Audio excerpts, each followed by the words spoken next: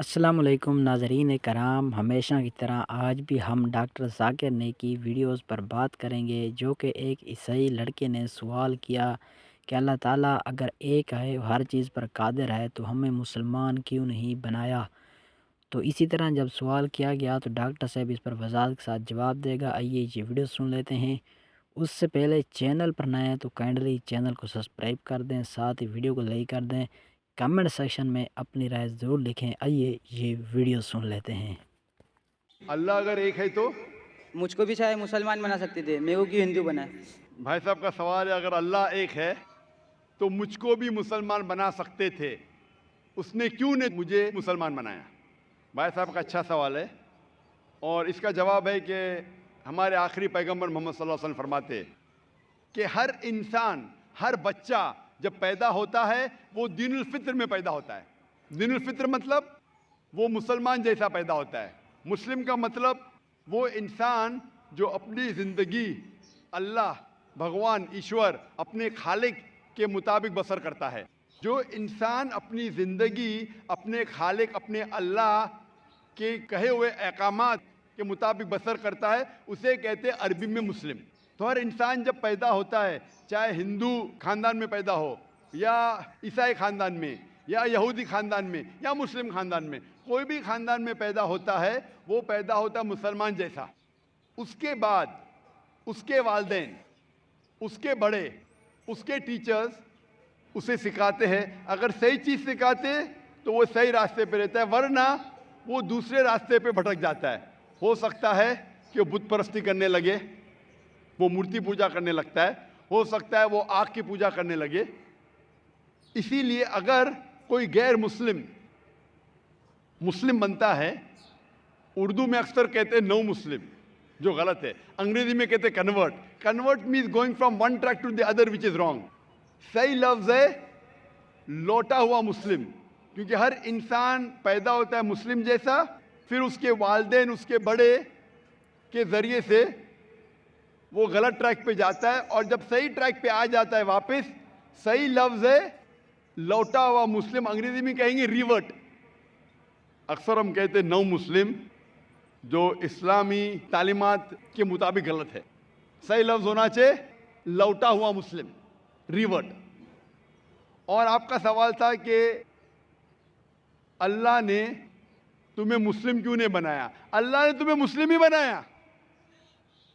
हो सकता है कि बचपन में आपके बड़े, आपके वालिदैन, आपके टीचर आपको सही रास्ता नहीं दिखा सके और आप गलत रास्ते पे गए, लेकिन इसके बावजूद आप अल्लाह को दोषी नहीं ठहरा सकते। आप ये पूछ सकते कि अल्लाह ने क्यों मुझे हिंदू खानदान में पैदा किया। अगर मुस्लिम खानदान में पैदा किया होता, हो सकता है कि मैं मुसलमान होता। अल्लाह ताला फरमाते हैं कुरान मजीद में कि अल्लाह अगर चाहे तो सारे इंसानों को मुसलमान बना सकता है, लेकिन फिर टेस्ट क्या है। अगर टीचर चाहे तो सारे स्टूडेंट को पास कर सकता है, लेकिन टेस्ट क्या है। टेस्ट वो होता है क्या टीचर सही तालीम देने के बाद इम्तिहान लेता है।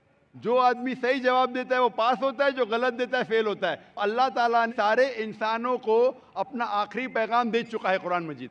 उसके बाद अगर इंसान उस पर अमल करते तो पास होते, अमल नहीं करते तो फेल होते। और अगर आप अल्लाह से कंप्लेन करेंगे कि क्यों मुझे हिंदू खानदान में पैदा किया, तो अल्लाह ताला फरमाते कि आप किधर भी पैदा हो, चाहे मुसलमान खानदान में या हिंदू खानदान में, ये कहना कि हर इंसान जो मुस्लिम खानदान में पैदा होता है जन्नत में जाएगा, बिल्कुल गलत है। सिर्फ मुसलमान खानदान में पैदा होने के बाद और मुस्लिम नाम रखने से इंसान जन्नत में नहीं जाता है। जन्नत में जाने के लिए एक अल्लाह में मानने के अलावा, अल्लाह के रसूल में मानने के अलावा उनके अहकामात पे अमल करना चाहिए। हर मुस्लिम अमल तो नहीं करता है, तो हर इंसान जो मुस्लिम खानदान में पैदा होता है वो जन्नत में नहीं जाएगा।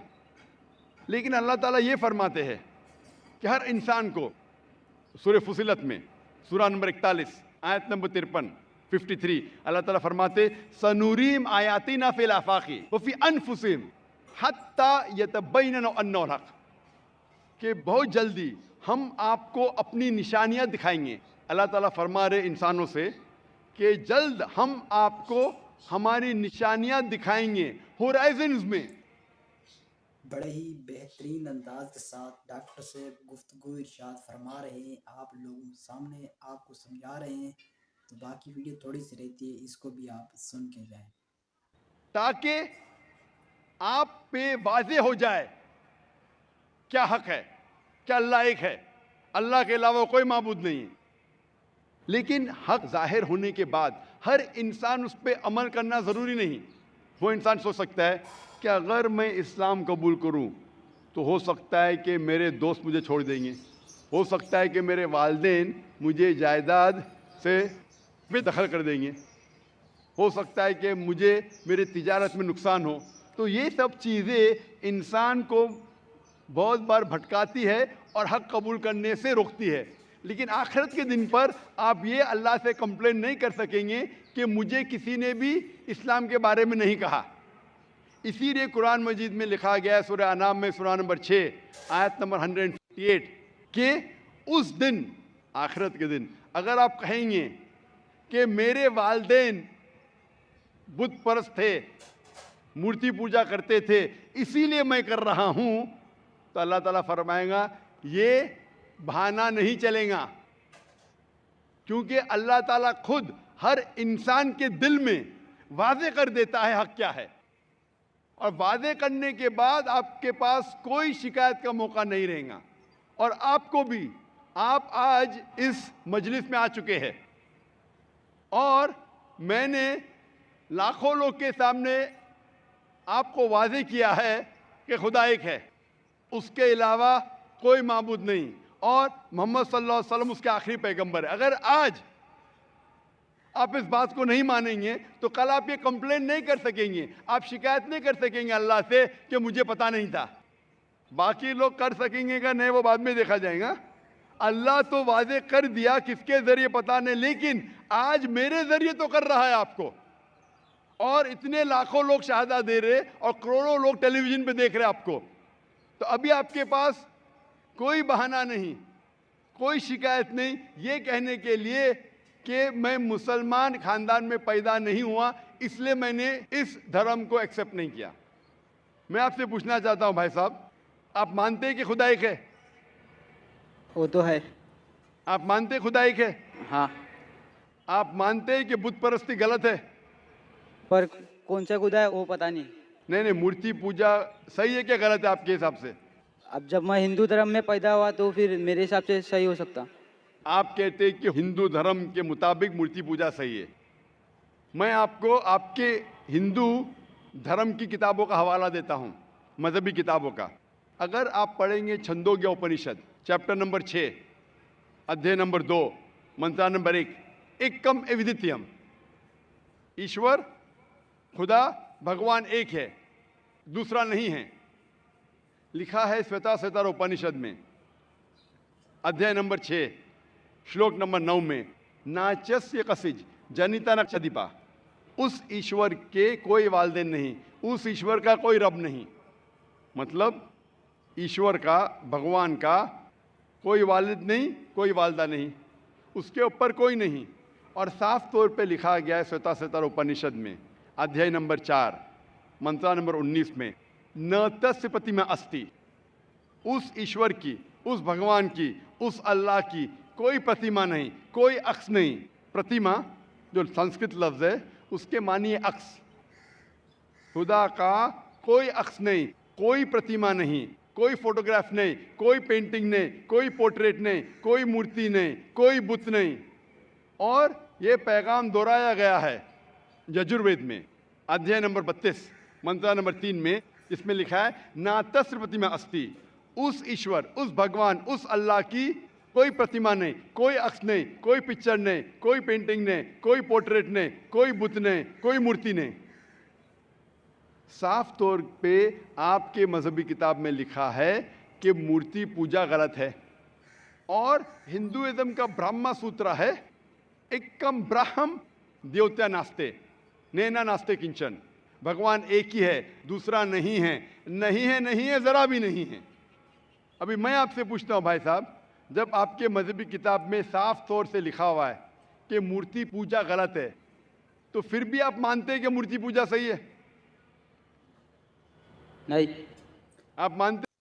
जी दोस्तों, खुशामदीद। आपने जिस तरह उस सही लड़के ने सवाल किया कि अगर अल्लाह एक है और ताकत भी रखता है तो उसने मुझे मुसलमान क्यों नहीं बनाया, तो डॉक्टर साहब बड़े ही वजाहत के साथ उसको जवाब दिया है। डॉक्टर साहब ने फरमाया है कि अल्लाह के रसूल सल्लल्लाहु अलैहि वसल्लम की हदीस से मुबारक है कि हर बंदा फितरी तौर जो भी बच्चा पैदा होता है वो मुसलमान पैदा होता है, लेकिन उसके जिस तरह वालिदैन होते हैं, सरपरस्त होते हैं, वो जो भी मज़हब नज़रिया रखते हैं उसकी वो ऐसी तरबियत करते हैं कि वो भी उसी तरह हो जाता है। मसलन किसी ईसाई के घर में कोई बच्चा पैदा होता है तो वो विदेशी तौर पर मुसलमान होता है, लेकिन उसके जो वो वालिदैन होते हैं वो ईसाई होते हैं, ना मुस्लिम होते हैं, जिस भी मज़ाहिब के साथ ताल्लुक़ रखते हैं तो उसी किस्म की उसकी तरबियत की जाती है, वो भी उसी मज़हब को फ़ॉलो करते हैं। तो डॉक्टर साहब बड़ी अच्छी अंदाज़ के साथ आप लोगों के सामने समझाया है, आपको उम्मीद है समझ भी आई होगी। इस तरह डॉक्टर साहब की और भी वीडियोज़ देखने चाहते हैं तो इसी चैनल पर मिलती रहेंगी। वीडियो को लाइक कर दें, चैनल को साथ ही सब्सक्राइब कर दें, कमेंट सेक्शन में अपनी राय ज़रूर लिखें। मिलते हैं किसी और यूनिक वीडियो के साथ, तब तक के लिए इजाज़त चाहता हूँ। अल्लाह हाफ़िज़।